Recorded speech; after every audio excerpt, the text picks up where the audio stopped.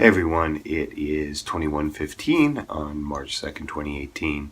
This video is going to seem really kind of random to a lot of my subscribers, but people who know what prompted this, it won't be. But I didn't get a chance to say it, so I'm going to explain some things. And I hope target people get to see this. I'm going to explain what a mineral is and what a rock is, because in a certain debate tonight, I guess you could call it that, both parties didn't seem to know what the definitions were, and that's fine. If it's not your expertise, I get that, okay? It's no big deal. One person just wasn't an expert and the other person was willfully ignorant, but we will leave it at that, all right? But the point is, neither of them really knew what either of these things were. We're going to address minerals first, because minerals actually have a solid,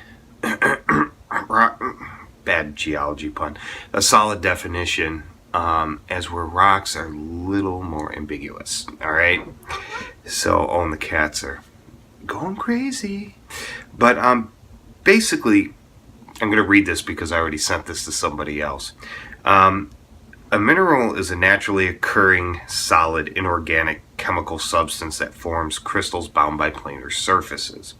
There are 6 crystal systems. I'm going to touch on those here in a little bit. One is a subsystem. Some people even say there's 7 crystal systems, but that's irrelevant. So certain things form minerals. You can have, like, salt's a mineral, obviously. Ices are minerals. And even nitrogen, if in a solid state, becomes a mineral. There is a paper in Nature called Crystal Structure of Solid Nitrogen, and it was published on August 31st, 1929. You can read the abstract for free, but basically if it's inorganic, all right, forms basically crystalline structure, is naturally occurring, it's a mineral. All right, and minerals can be elemental. As a matter of fact, we have something called native elements, and these are usually things like copper, silver, gold, platinum.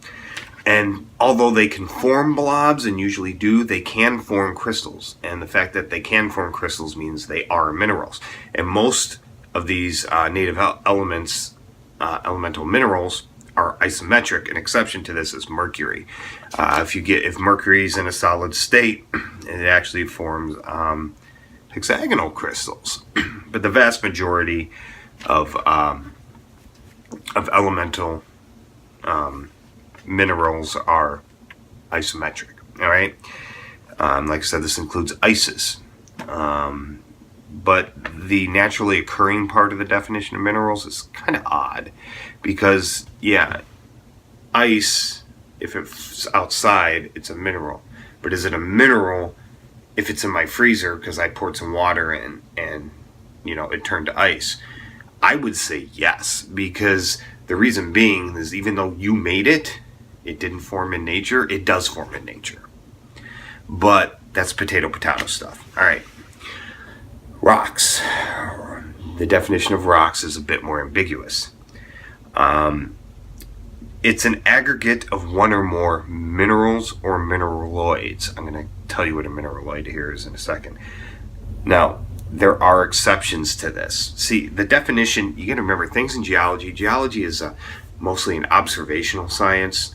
There are experiment parts to it, but the fact that it didn't start out with a lot of experimentation like chemistry did, it means a lot of the terms are more encompassing, and a lot more of the terms are borrowed from layman definitions.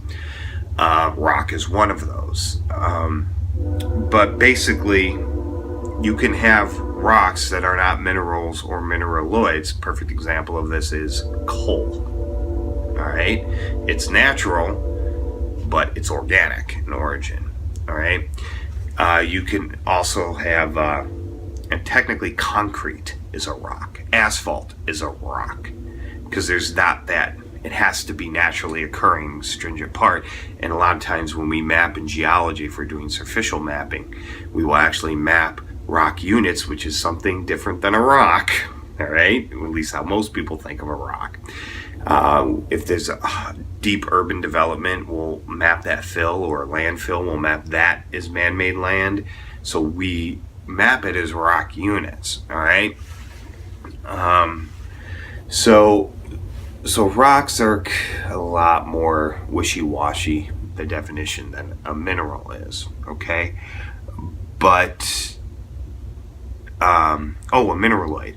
A mineraloid is something that, like you take quartz, for example. Let me see if I can get my piece of quartz. Here, just real quick.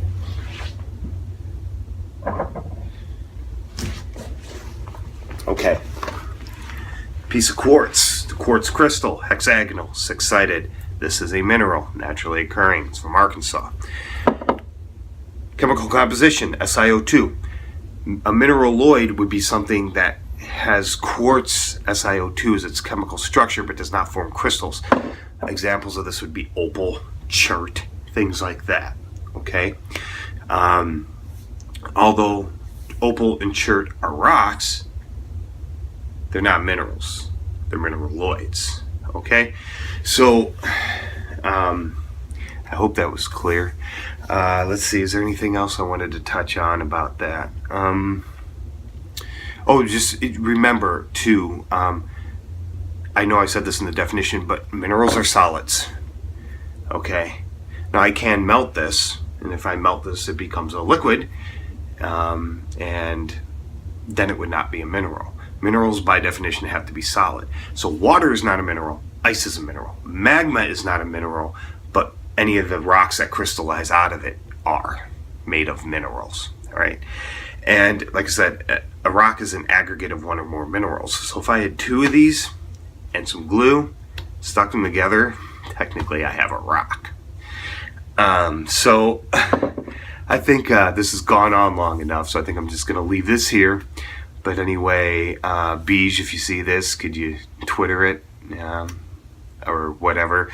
But anyway, leave your comments below, your questions below, and I hope you learned something.